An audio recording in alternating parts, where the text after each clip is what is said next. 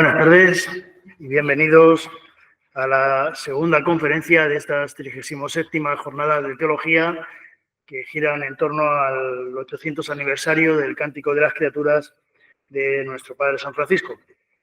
Y esta tarde, si la primera conferencia la impartió el profesor Eduardo Agosta, y nos habló del misterio de la creación, siempre desde el nivel teológico, hoy la conferencia de esta tarde quiere ser un poco más práctica y quiere ser precisamente desde una experiencia real de lo que es la misión y cómo en la misión se vive y se cuida la creación. Para eso contamos esta tarde entre nosotros con Fray Juan Bautista Tomás Oliver Climent. Yo es la primera vez que me entero que tiene tantos nombres, pero bueno. Él es franciscano, nace en Carcagente, en la provincia de Valencia, estudia primaria y secundaria, como no puede ser de otra manera, en el Colegio Franciscano San Antonio de Carcagente. Posteriormente, una vez que entra en la Orden Franciscana, estudia filosofía y teología en varias ciudades españolas y en Jerusalén. Hay que señalar también, como dato quizás más relevante de su biografía, el que es compañero de estudios del padre Pedro Riquelme y del padre Antonio Gómez Cobo, padre Pedro, antiguo director del instituto, el padre Antonio, profesor de este centro. En el año 72 realiza su profesión perpetua y en el 28 de agosto de 1975 es ordenado sacerdote. Entre las responsabilidades que llevó a cabo dentro de la antigua provincia franciscana de Aragón, Valencia y Baleares, pues básicamente toda dedicada a la formación. Fue maestro de postulantes, maestro de novicios y maestro de profesos. Y en el año 2000 fue elegido ministro provincial de la provincia de Valencia. El 6 de marzo de 2004, el Papa Juan Pablo II lo nombró obispo titular de Legis Volumni y vicario apostólico coadjutor de Requena. Fue consagrado el 6 de junio de 2004 en la iglesia de Nuestra Señora de la Asunción de Carcagente. El 27 de julio de 2005, aceptada la renuncia de Víctor de la Peña Pérez, pasó automáticamente a ser vicario apostólico de Requena y el 4 de junio de 2022 el Papa Francisco le aceptó su renuncia al gobierno pastorial del vicariato, nombrando a su sucesor al mismo tiempo. Fray Juan es sobre todo un franciscano, es obispo, pero es sobre todo, como digo, franciscano, y ese ser franciscano es el que le llevó a aceptar que yo le metiera en esta faena de hablarnos esta tarde dentro de las jornadas de teología, pues hablarnos de la importancia de la misión y sobre todo de ese cuidado de la creación. Así que damos la palabra a Fray Juan para que nos hable de... Buenas tardes a todos. Muchas gracias a ti también, hermano Miguel Ángel, por su presentación y por la invitación a participar este día en estas jornadas. Y bueno, pues con mucho gusto, evidentemente, el poder participar y poder compartir, porque no va a ser una lección, ¿verdad? Ni algo así teórico que diga, sobre todo quisiera que fuera pues algo más de la experiencia y de lo vivido durante, bueno, pues un poco más de 18 años, que es lo que duró mi estancia allí en el vicariato. Bueno, aquí al principio van a poner unas cuantas imágenes, corresponden pues a una presentación paso a paso de... Yo no voy a seguir el orden de las fotografías, pero sí que lo van a poder seguir ustedes al mismo tiempo que yo vaya hablando. Pero solamente quiero hablar de una parte muy concreta de la Amazonía del Perú, y más específicamente se trata del Vicariato Apostólico de Requena. Pero antes de hablar sobre estas cosas, yo quisiera recordar algunos textos de los escritos de San Francisco que para mí, yo creo que para todos, siempre pues, han sido pues, muy importantes, muy iluminadores, muy motivadores de lo que íbamos a hacer. San Francisco es el primer fundador de una orden que en su forma de vida o regla tiene un capítulo dedicado a aquellos, en aquel tiempo se decía así, y así lo tenemos también nosotros en nuestro texto, aquellos que, movidos por el Espíritu, pues desean ir entre sarracenos y otros. La misión extra que se suele decir. Un capítulo entero dedicado a ello, que también aparece brevemente en la segunda de las formas de vida, pero que en general sí, pues digamos que toda la forma de vida nuestra va dirigida a aquellos que van por el mundo. Ese ir por el mundo quiere decir que no estamos fuera, sino dentro del mundo. Y además, con unas cualidades como San Francisco remarca, desinstalados, en camino y siempre dispuestos a ir más allá. Todos debemos vivir en cualquier lugar, en cualquier circunstancia en la que nos encontremos, la forma de vida del Santo Evangelio. Como digo, no acomodados, instalados, satisfechos, sino listos para partir, para anunciar la cercanía y el amor de Dios por todos, a los más necesitados, en cualquier parte. Francisco también nos habla en la primera regla, primer escrito, de que deben gozarse cuando por los caminos se encuentran pues con los que nadie quiere. Y dice que nos gocemos precisamente con eso.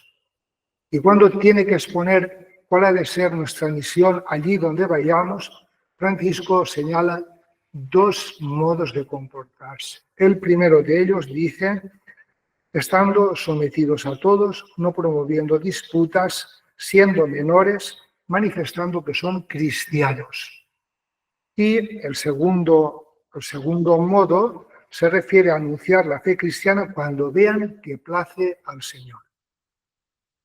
Estos textos, yo creo que para nosotros como franciscanos siempre nos motivan a aquellos que, bueno, pues la vocación o la misión nos ha llevado más allá o en cualquier lugar en donde nos encontremos.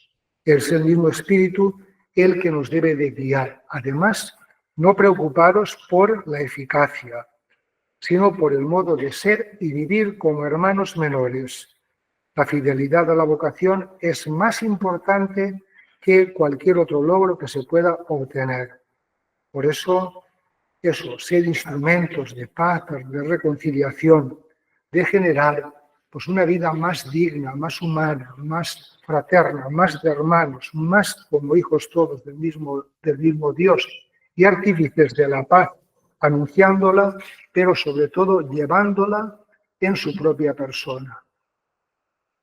Esto es lo que ha motivado desde el siglo XIII pues, la acción de los franciscanos. Y esto es lo que también voy a ir bajando al lugar donde yo pues, tuve la gracia de vivir durante este tiempo, hablar ahora de la presencia franciscana en una parte de América del Sur, y más concretamente en el Perú y en la selva amazónica. Los franciscanos llegaron al Perú aproximadamente en 1531 y desde el principio se distinguieron por la vocación misionera, por la tarea evangelizadora. Y así fueron llegando a los lugares más alejados, ¿verdad? Y desarrollaron una gran labor, desde el comienzo educativa y en defensa de las poblaciones nativas, enseñando prácticas agrícolas, instaurando conventos, casas religiosas y centros para los nativos. De hecho, poco tiempo después de la llegada, contaban ya en algunas poblaciones con residencias un poco más estables.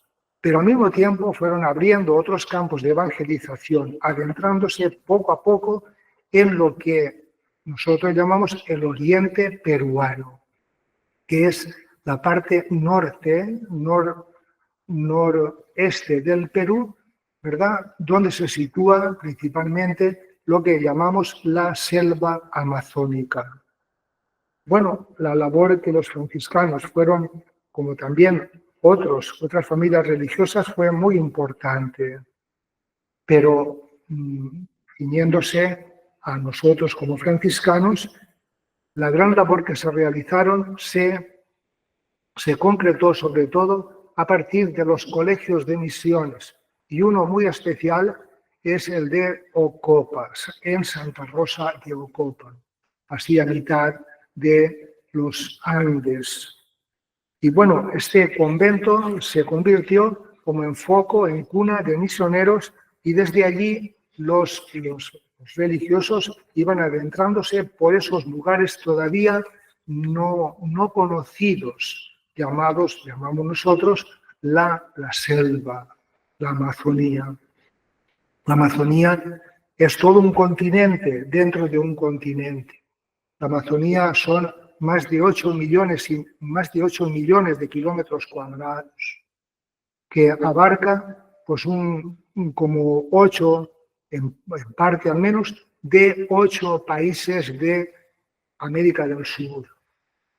Y esta región tan vasta, tan grande como Europa, ¿verdad? Al mismo tiempo, decimos, está poco habitada. En el Perú se calcula que un 60% del territorio de la nación está ocupado por la selva amazónica. En Perú se distingue muy bien tres partes en el territorio: la costa, el Pacífico, la sierra, que son los Andes, y la selva, en la parte más oriental. Y dentro de la selva, pues en concreto, un departamento, lo que aquí solemos llamar comunidades autónomas, que se llama Loreto. Bueno, un testimonio que quiero recoger de aquellos primeros tiempos, y yo creo que en general de la presencia de los franciscanos, es el siguiente: los padres de San Francisco andan pobres y descalzos como nosotros, comen lo que nosotros, siéntanse en el suelo como nosotros, conversan con humildad entre nosotros, ámannos como a hijos, razón es que les amemos y busquemos como padres. Hay testimonios preciosos también de escritores, de literatos, de gente del Perú, reconociendo la obra imperecedera de los franciscanos, que fueron adentrándose en la espesura de la selva, conociendo muchos poblados o tribus, ¿verdad? Llevando la buena noticia de Jesús. Bueno, sería pues para hablar como mucho acerca de eso, porque realmente la labor que realizaron con todas las dificultades, ¿verdad? Pensemos que la selva es un lugar intransitable, ¿verdad? Donde no hay medios de comunicación ni entonces ni ahora, y ellos fueron abriendo caminos por el río o caminos por la sierra, acercando pueblos, sociedades, bueno, estudiando las costumbres, las lenguas. Fueron los primeros que escribieron pues lo que llamaríamos hoy la gramática, los diccionarios de estas lenguas que de otra manera pues se hubieran perdido, etcétera. La labor que ellos realizaron fue inmensa. Bueno, en el año 1900 la Santa Sede repartió el territorio de misiones de la Amazonía peruana en 3 prefecturas de misiones, llamamos así como digamos diócesis o archidiócesis, pero inmensas, ¿verdad? Inmensas, que fueron confiadas a los agustinos, a los franciscanos y a los dominicos. Y más tarde, en 1921, se creó una prefectura nueva que fue encomendada a los religiosos pasionistas. Digo así porque la Iglesia en los territorios de misión ha solido confiarlo siempre a los religiosos. A nosotros, a mí, centrando la atención ahora, sería la prefectura y vicariato de San Francisco Solano de Ucayali. Fíjense que la extensión de esa prefectura era casi como la mitad de España. Tenía 213.000 kilómetros cuadrados y estaba formado prácticamente por territorios dentro de la selva. Es verdad que alguna de las partes era lo que se llama o selva alta, ¿verdad? O media, pero en general era así, era la zona pues como más baja del territorio. En el año 1956, la Santa Sede desmembró el vicariato de San Francisco Solano, así se llamaba, de Ucayali, en 3 vicariatos, que fueron el de San Ramón, que son los que existen actualmente, San Ramón, el de Requena y el de Pucallpa. Los 2 primeros, la Iglesia los encomendó a la provincia franciscana, provincia misionera de San Francisco Solano del Perú, y el de Pucallpa a las misiones extranjeras de Quebec, en Canadá. Comenzó entonces una nueva etapa en las misiones franciscanas de la Amazonía peruana. El vicariato de Requena fue creado por el Papa Pío XII en el año 1956, creado oficialmente el día 2 de marzo. Y bueno, pues la historia de este vicariato es un vicariato, una región, aparte de ser una zona selvática, está metida dentro de lo que se conoce como una hoya, es decir, como un territorio como muy profundo, ¿verdad?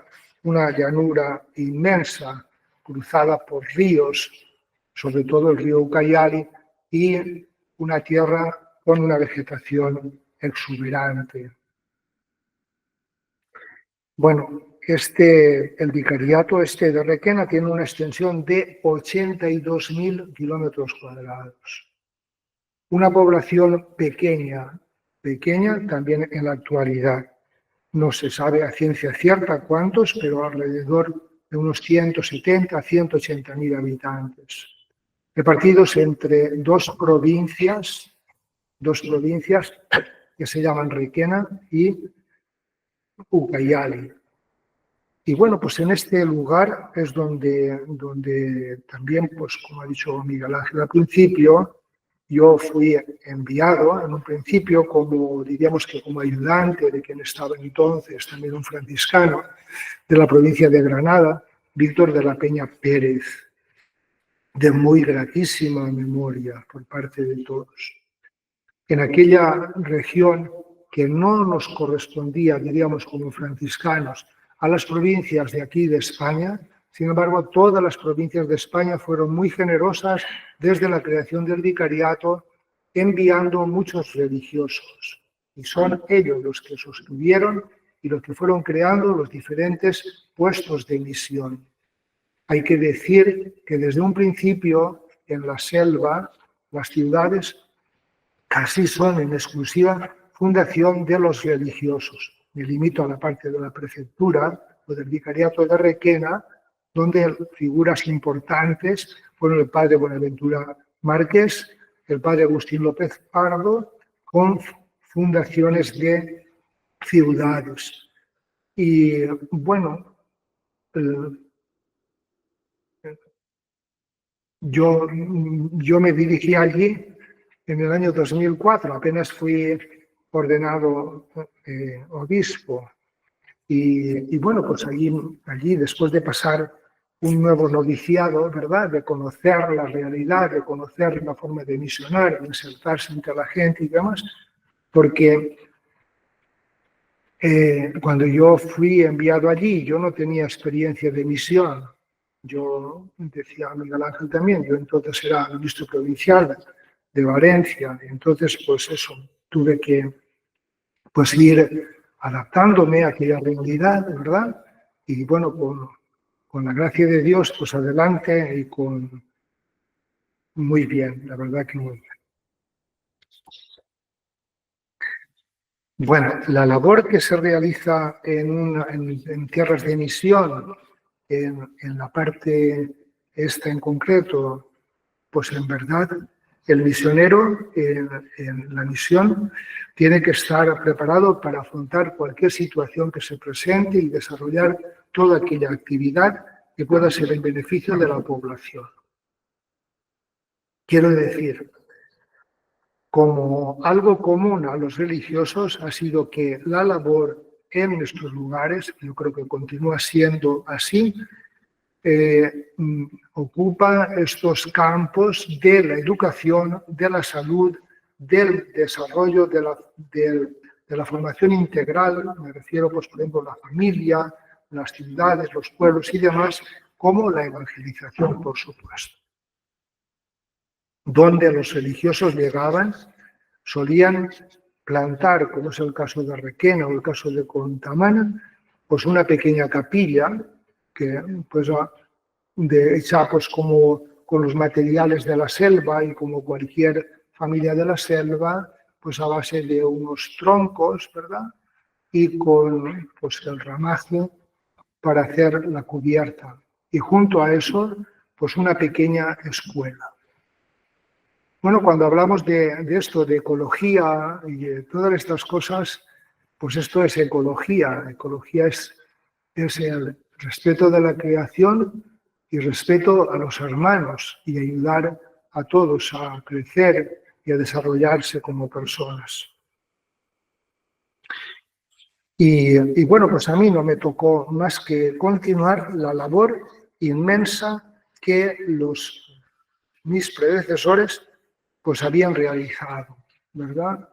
Anteriormente a mí hubo tres obispos, Luis Valeriano Arroyo, Odorico Saiz, Víctor de la Peña. Bueno, quiero decir, aunque es una cita no muy larga, pero quisiera transmitir cómo algo de la historia de este vicariato o una vivencia mía personal, cómo describí en un determinado momento lo que para mí es la selva. La selva es un lugar misterioso e insondable, y para conocerla hay que vivir con su mismo palpitar, navegar en sus ríos, perderse monte adentro, sentir los aguaceros constantes, sufrir el calor sofocante, la humedad, las picaduras de miles de insectos, conocer a sus habitantes es como nacer de nuevo, adentrarse en sus costumbres y ritos para imbuirse de su cosmovisión y cosmovivencia. La selva lleva en su seno semillas de vida y de futuro para el planeta y la humanidad. Se dice, no sé si con toda la razón, que la Amazonía es uno de los pulmones importantes del planeta.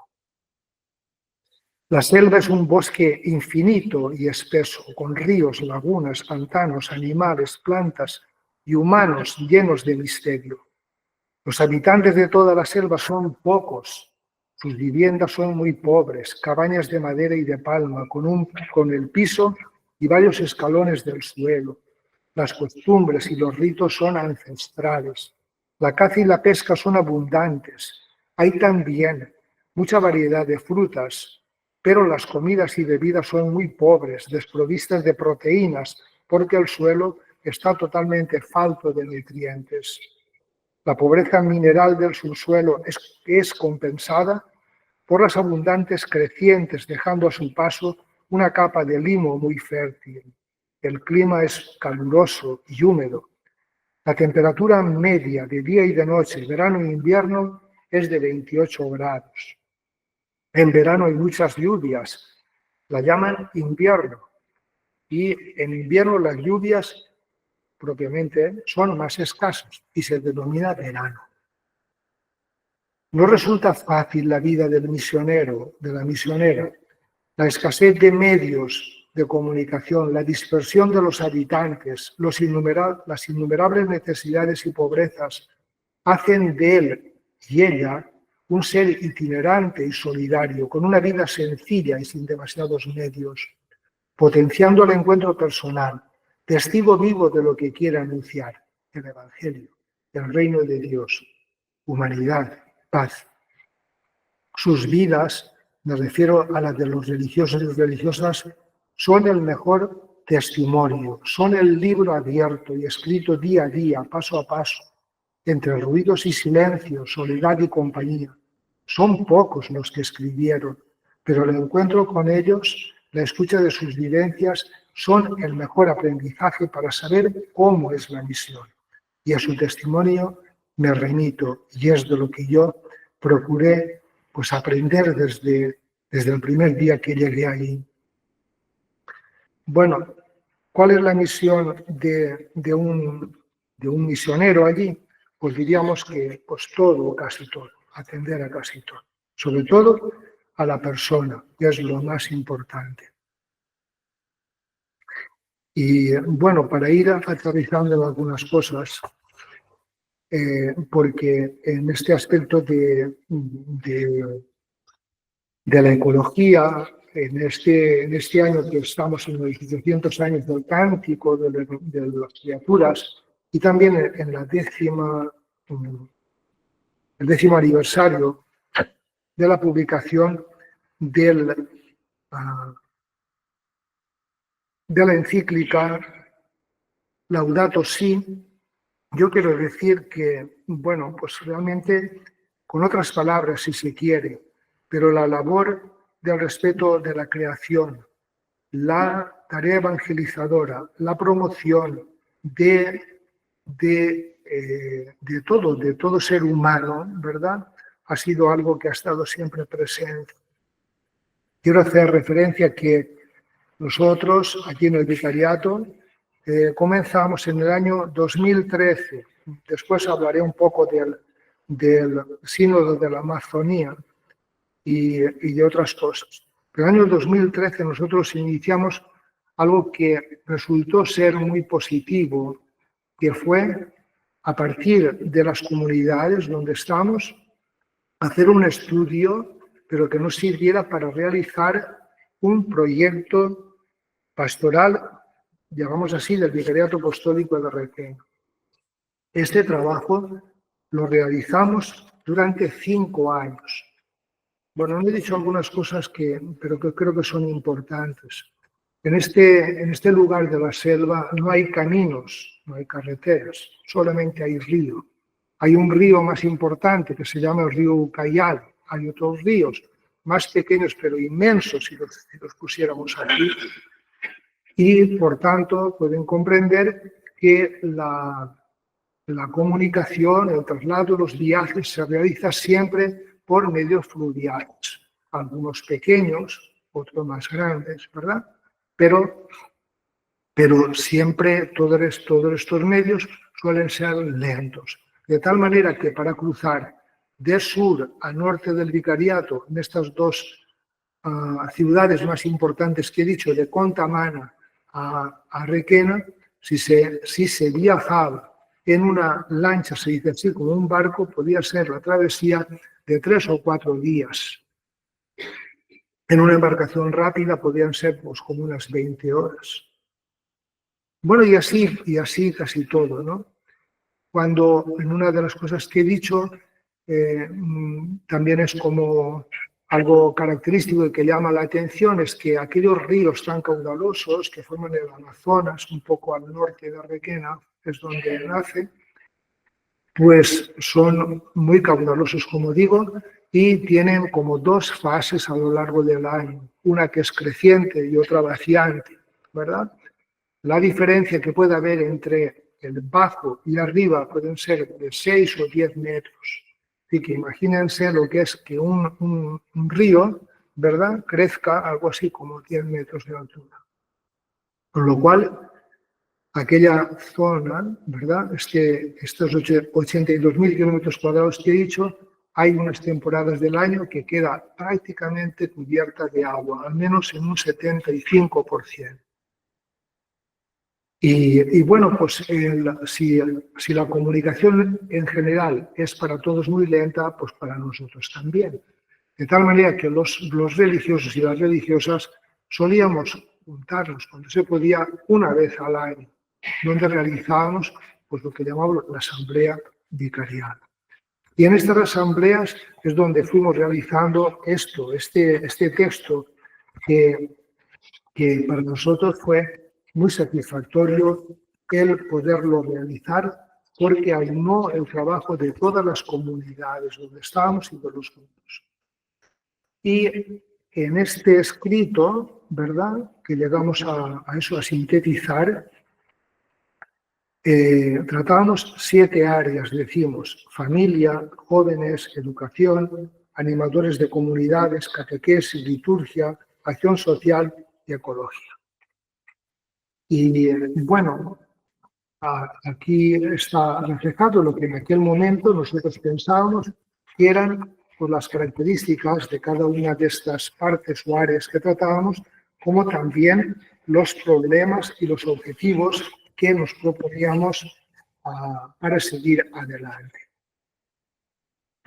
Bueno, después, en el año 2018, precisamente en el año 2018, cuando el Papa llegó al Perú en una visita, al Papa Francisco, en la visita que hizo al Perú, estando allí en Puerto Maldonado, es cuando él ya oficialmente convocó lo que se llama el Sínodo de la Amazonía. El Sínodo de la Amazonía tuvo lugar en Roma en el mes de octubre del año 2019. Y bueno, la tarea que teníamos todos era de, bueno, en todas las misiones, presentar pues no solamente a lo que es el informe, sino también las propuestas de cara a ese sínodo de encuentro de obispos y ya entonces de bastantes laicos. Para aquella ocasión yo presenté, todos los obispos teníamos que presentar algún escrito, que algunos eran leídos y otros no. Yo sí que lo leí, tenía que ser muy breves. Yo presenté donde de alguna manera también digo lo que pienso en torno a los demás, a lo que se vive. Un caudaloso río cruza de sur a norte nuestro vicariato, el Ucayali, que junto con el Marañón formará el caudaloso Amazonas, casi a las puertas de Iquitos. Pero junto al Ucayali hay otros muchos ríos que llevan las aguas al gran río. La nuestra es una tierra extensa, llana. Se la suele llamar olla amazónica porque es como una gran fosa o hundimiento de tierra que en el tiempo de la creciente de las aguas queda cubierta a más del 70% de su superficie. El río es fuente de vida, aporta alimentos, pescados muy ricos, es sede de numerosas poblaciones, pero también cada año desbarranca las orillas en muchas decenas o millares de hectáreas, haciendo muchas veces desaparecer poblados o desplazarse a zonas más interiores, elevadas. Son 82.000 kilómetros cuadrados, pero apenas 170.000 habitantes, muy repartidos en casi 400 caseríos. Este hecho no solo dificulta la atención pastoral, sino también la educación, la sanidad. Los habitantes son mestizos o criollos, resultado de la fusión de los pueblos más primitivos, cocamas, mayorunas, con todos aquellos que han ido llegando, serranos, europeos, asiáticos, brasileños, a excepción de 2 zonas, al norte los matsés, al sur los xilpigos. La única lengua que se habla es el español, con algunas variantes. Hemos de tener en cuenta la cantidad de sectas o iglesias, como llaman, que están poblando la selva, creando confusión y división entre los mismos pobladores. Existe un fuerte ataque a la Iglesia Católica como medio de desprestigiarla y captar adeptos, pero también nos afecta el relativismo religioso y el secularismo, sobre todo en los jóvenes. Desde la convocatoria del sínodo y siguiendo las indicaciones que nos fueron llegando, participamos en todos los trabajos, formando grupos en las parroquias y aprovechando algunos encuentros que tuvimos. Escuchar fue nuestra motivación. ¿Qué escuchamos? Palabras de agradecimiento por esta ocasión, el sínodo que celebramos. me decían muchos hermanos del vicariato, dale gracias al Papa, a toda la Iglesia, por tenernos en cuenta. Pues esta tierra es una tierra olvidada, desconocida, ignorada. Es una tierra de paso. Los profesionales de todo tipo la usan solo como trampolín para otros destinos más afortunados. Quieren ser escuchados o tenidos en cuenta no como una medida política, como cuando llegan los comicios electorales, sino porque somos parte de la misma Iglesia, porque esta Iglesia no nos abandona. Y escuchamos sus deseos, alimento, del pan de cada día, del que muchos carecen o tienen en escasez, el pan que da sentido a la existencia, la palabra de Dios, el sentido de vivir, deseo en la cultura, saber para crecer en lo personal y social, para ser libres y tener una palabra personal ante las nuevas situaciones, progreso y desarrollo. No vivimos aislados, ni podemos aislarnos de la marcha de la humanidad. Necesidad, deseos, trabajo que dignifique y valore, y no solo subvenciones o programas asistenciales. Ser protagonistas de su vida y futuro, no espectadores o medios de otros. Una Iglesia que camine con ellos compartiendo su vida.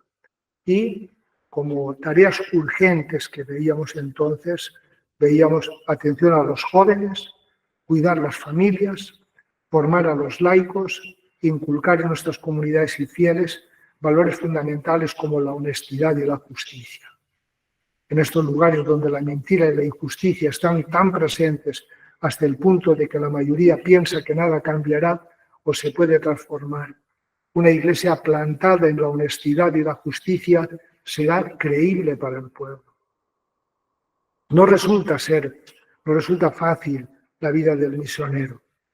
La escasez de los medios de comunicación, la dispersión de los habitantes, las innumerables necesidades y pobrezas, hacen de ella, un ser itinerante y solidario, con una vida sencilla y sin demasiados medios. De ellos, todos hemos recibido el ejemplo y todo lo que ahora podemos gozar. Nuestra tarea consiste en seguir avanzando en la tarea humanizadora y evangelizadora. Esta misión, una tarea que es más de siembra que de recoger frutos, más de presencia silenciosa y a la vez elocuente que de grandes logros, pero por eso mismo, parábola del reino en esta parte de la Iglesia.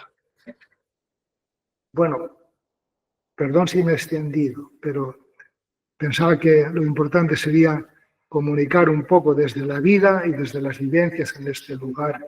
Y entonces, pues ahora, si tienen alguna pregunta, alguna cosa que podemos hacer, ¿verdad? Con gusto, pues puedo ir respondiendo.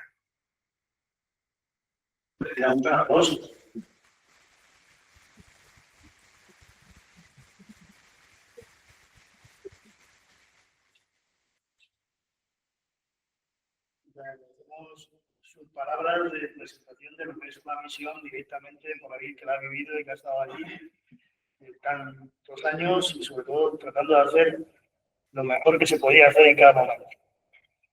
Bueno, ahora, como bien ha dicho, abrimos un periodo de preguntas.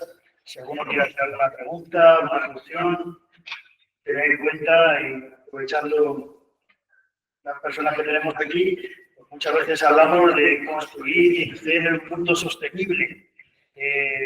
Bueno, eso en la misión pues habría que plantearse cómo es eso, el mundo sostenible cuando se tiene que sostener el día a día. Y esa es la primera pregunta. Bueno, sostenible, pues habría que explicar tal vez algunas cosas. Sostenible quiere decir que las personas tienen que tomar conciencia, si es que carecen de ella, si es que carecieran de ella, de que son ellos los que han de ser protagonistas de su historia, ¿verdad?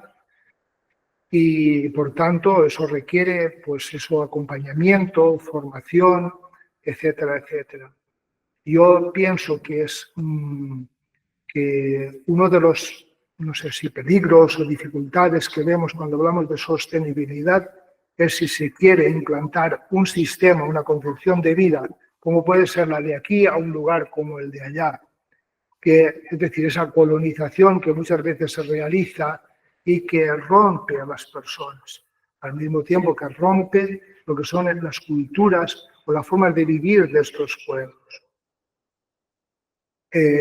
La misión yo creo que todavía necesita mucho de las ayudas exteriores y de hecho pues, países como el nuestro suelen ser bastante generosos en las aportaciones que se hacen para mantener, para sostener la misión y no únicamente la vida, también las obras y tantas cosas que son necesarias para la formación de la gente o para cuidar a la gente.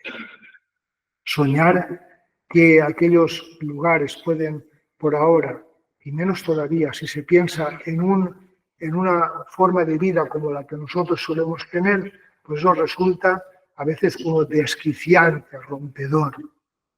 Entonces, yo creo que la tarea de la educación es muy importante, de la humanización y de que ellos tienen que también pues, elegir, ¿verdad?, cuál es el modo de vida, la concepción de su vida, cómo quieren vivir es importante, respetando pues, las cualidades que una zona como aquella, la Amazonía, tiene en cuanto a muchas cosas, muchos aspectos, y puede ser pues, la vegetación, pero más importante también son las culturas y demás. Yo creo que allí pues, las personas y la misión en general todavía continúa siendo, es necesario pues, contar con ayudas que vienen de estos países, que yo por otra parte observo que en general suelen ser generosos a la hora de colaborar con la misión.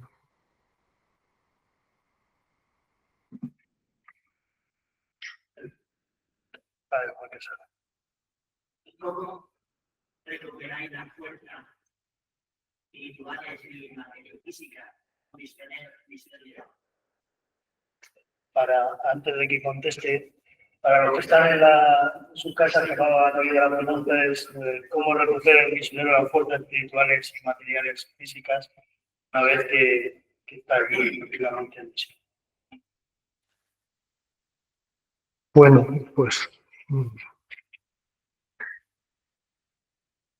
desde mi experiencia y un poco desde un principio, digamos que fui aprendiendo pues algunas cosas que son como muy básicas para poder vivir o sobrevivir. Y lo que yo fui viendo y procuré mantener durante todo el tiempo, luego hablaré de otras cosas, ¿no? Me decía que no hay que descuidar la oración, la formación y, digamos, como una estructura de vida, lo que diríamos un horario, un proyecto de vida. Eso es fundamental para poder vivir y sobrevivir en la misión. Eso fue mi experiencia. Podría hablar un poco de cómo hacerlo esto, ¿verdad? Y cómo es. Luego, dado que en las comunidades religiosas viven muy alejadas unos de otros, ¿verdad?, y suelen ser comunidades pequeñas e incluso religiosas que viven solos, ¿verdad?, solos, y no unas semanas, sino temporadas largas, ¿verdad?, y a veces años. Pues entonces hay que procurar pues mantener la comunión, la unidad, ¿verdad?, la integración por los medios que se tengan. Cuando yo llegué no había teléfono, prácticamente no había teléfono, menos todavía móviles, ¿verdad? Había entonces, usaban los misioneros ¿cómo se llama? La radiofonía, ¿verdad? Pero aquellos medios pues eran como tan básicos como casi ineficaces, ¿verdad? Porque, bueno, te permitían únicamente media hora estar comunicados de unos a otros, pero bueno, menos es nada. Y es lo que mantuvo, poco a menos, conocerse, hablarse, saludarse, ¿verdad? Que eso es muy importante. Luego, pues vinieron pues, teléfonos y los móviles, ¿verdad? Y esto pues ha favorecido la comunicación también entre nosotros. ¿Cómo mantener cómo mantener la comunión, y eso es vital, entre todas las comunidades religiosas, fue la tarea por parte de todos, ¿verdad? Por parte de todos, y querer crecer así.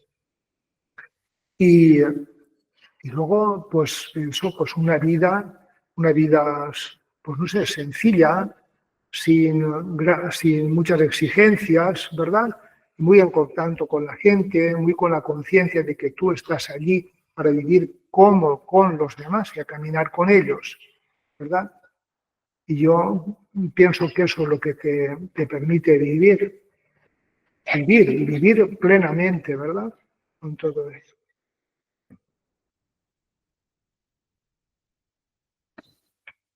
Yo quería preguntar, hablando de teología y tal, años que he estado con la India, hablando de 20 años, ¿no? Casi.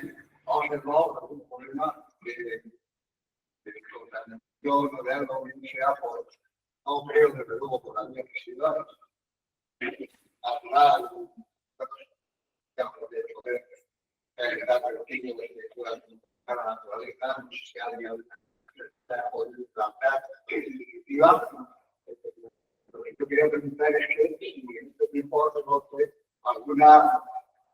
algo de que nos vaya a la situación empeorando, que se vaya a aparecer por allí o por la... ¿Entendido bien? Sí.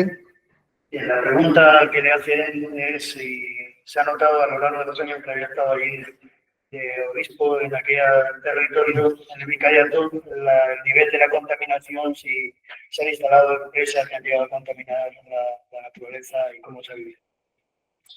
Bueno, quiero partir de como un principio. La selva es un lugar, suele considerarse como un lugar extractivo, es decir, uno va allí para extraer, ¿no? La selva es exuberante, es rica en muchas cosas.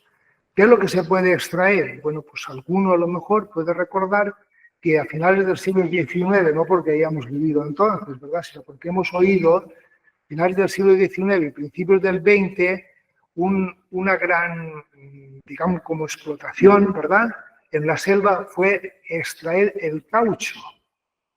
El caucho. Bueno, el caucho puede ser un elemento, pues así, pues muy beneficioso para algunas cosas, como para hacer neumáticos o para lo que sea, ¿verdad? Pero en aquel tiempo, cuando se empezó, digamos, que ese tipo de explotación, aquello, bueno, pues acabó con muchas poblaciones indígenas, porque se sometía a un trabajo realmente de esclavos y de exterminios, lo que era la extracción. Bueno, después de eso han venido otra serie de elementos que se han querido extraer, por no alargarme mucho. Uno es la madera buena, ¿verdad? Para para fabricar múltiples útiles, bueno, lo que sea, ¿no? Y bueno, esto ha producido pues que muchas especies, digamos, caras, raras, fuertes, prácticamente han desaparecido. Después ha venido también la época bueno, eso no se ha terminado, el problema de la extracción, ¿verdad?, de madera, eso, deforestación, eso continúa siendo un problema grave. Después vino también la búsqueda del petróleo, allá por los años 60, 70, y se hicieron grandes exploraciones buscando eso, bolsas de petróleo, y en la selva se encontraron bolsas de petróleo, y muchas. Pero aquello en un principio se cerró, se sellaron. En el tiempo que yo he estado allí, aproximadamente en el año 2006, 2007 aproximadamente, se empezó a perforar en una región, se llama allí Bretaña, ¿verdad?, en el Puinau, y es en la actualidad el único pozo petrolífero de la Amazonía. Crea problemas, sí, de contaminación, como pueden ser de los derrames, como también del enfrentamiento entre las poblaciones y otras cosas por el estilo. Después, en cuanto a la contaminación, por ejemplo, producida por gases y demás, pues hay que tener en cuenta de que allí se utilizan ya muchos motores, ¿verdad?, como pueden ser las de las embarcaciones y otras cosas. Bueno, por decirlo, poblaciones grandes como puede ser Iquitos o Pucallpa, o menos si se quiere Requena, y otros que la cantidad de vehículos, motocarros y en algunos sitios carros que llaman coches, ¿verdad? Pues también son muy contaminantes porque no son tan exquisitos como son aquí. Y después el problema de la basura también es un problema muy fuerte. Otros problemas que hay en cuanto a esto es el que afecta más a la población, como puede ser tráfico de personas, trata de personas, ¿verdad? O la población, sobre todo, explotada, como pueden ser los niños. Y bueno, y últimamente de todo esto se habla mucho, porque son problemas reales, ¿verdad? Principalmente de la deforestación, de la contaminación, de la trata de personas, esto suele ser por muy habitual. Entonces, ante esto, yo quiero decir lo que a veces nosotros hemos hecho. Y aparte del trato, de la cercanía en la gente y en la formación, ¿verdad? Que se ha insistido mucho, pues algunos hermanos nuestros, ¿verdad? Tuvieron la iniciativa de hacer campañas de reforestación en muchos lugares de la selva, en muchos lugares. Concretamente recuerdo yo la parte de Contamana, la parte de Flor de Punga, como también las plantaciones de algún tipo de frutas o de árboles que fueran frutales para la población. Y todo eso se ha realizado por parte de los misioneros y aparte de otras cosas también.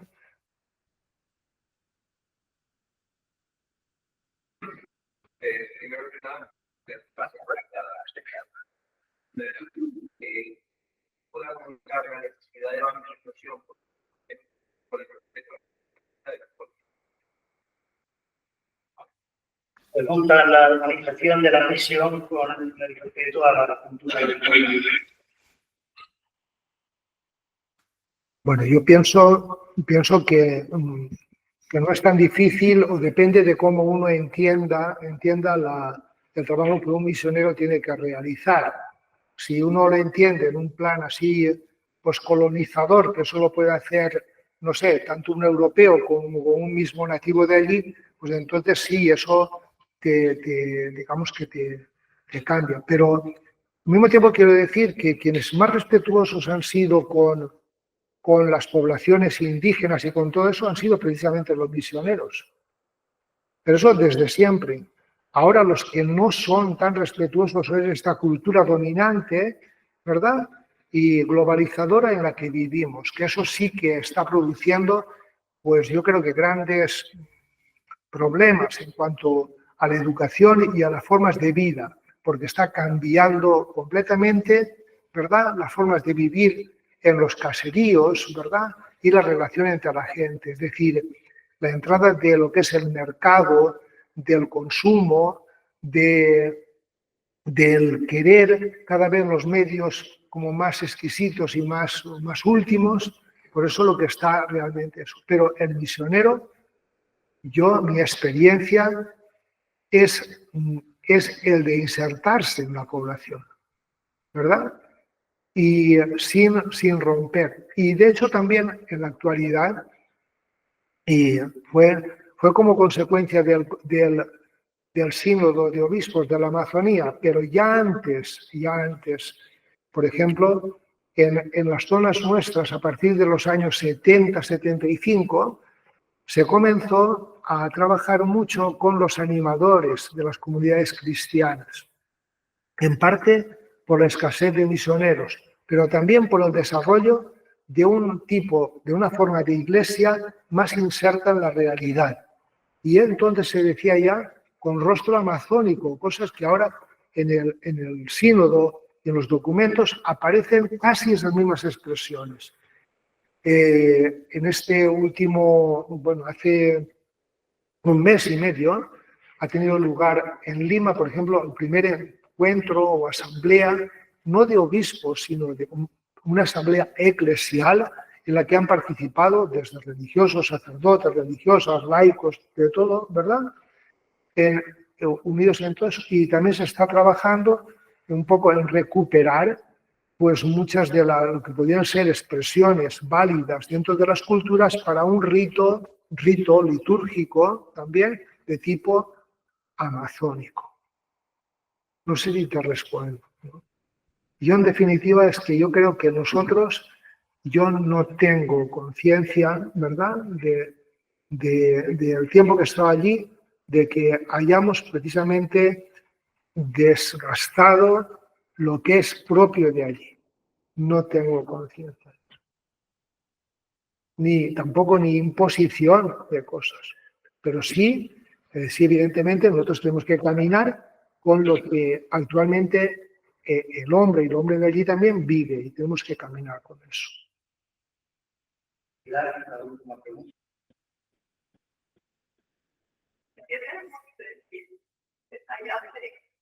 ¿Qué se puede cultivar allí para aquellos ciudadanos? Bueno, aquí creo que han aparecido algunas cosas. Es decir, allí cuando, por poner un ejemplo, evidentemente la gente trabaja la tierra, pero también he dicho que la selva en realidad tiene nutrientes muy flojillos, ¿verdad? Y también he dicho que cuando el río baja, hace unas playas inmensas que es donde se siembra, por ejemplo, el arroz. Arroz, se cultiva mucho arroz. A partir del mes de mayo, aproximadamente es cuando se empieza a sembrar arroz. Y hay lugares donde se pueden hacer como 2 y hasta casi 3 cosechas. No como se hace aquí, que aquí cultivamos en agua, y es la humedad. La humedad es lo que mantiene. Luego el maíz y muchas otras cosas luego las frutas y otras cosas que se suelen también como digamos que cultivar y que, bueno, pues se va transformando el tipo de agricultura y demás. Y después, yo también he dicho lo que, claro, la población crece, por lo tanto las necesidades crecen y lo que la selva te puede dar es menos, no llega. Entonces hay un esfuerzo que hay que realizar, como puede ser, pues no sé, las granjas de animales, pollos, gallinas, ¿verdad? Eso y otras cosas.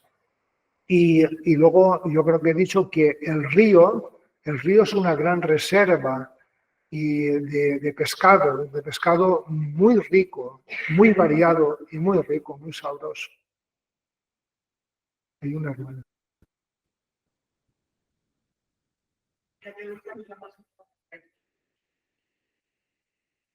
Muy bien, pues agradecemos al de los todos y sí, pero es que no podemos hablar de gusto. Te he dicho que lo escriban, pero no. ¿Puedo terminar con una cosa? Sí. Damos la palabra a Juan para terminar. Bueno, querría que en la exhortación del Papa escribió después del sínodo de la Amazonía, que como he dicho fue en el año 2019, en octubre, él publicó una exhortación que se llama Querida Amazonía. Y presenta en este escrito unos cuantos sueños. Quiero simplemente citarlos, decirlos con las palabras del Papa, porque eso nos hace también, nos da una perspectiva de cómo es aquel lugar y qué es lo que, bueno, uno sueña con que podía transformarse.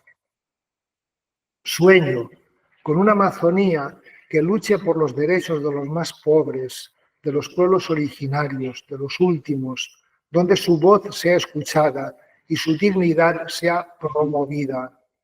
Sueño con una Amazonía que preserve esa riqueza cultural que la destaca, donde brilla de modos tan diversos la belleza humana. Sueño con una Amazonía que custodie celosamente la abrumadora belleza natural que la engalana, la vida desbordante que llena sus ríos y sus selvas. Sueño con comunidades cristianas capaces de entregarse y de encarnarse en la Amazonía hasta el punto de regalar a la Iglesia nuevos rostros con rasgos amazónicos.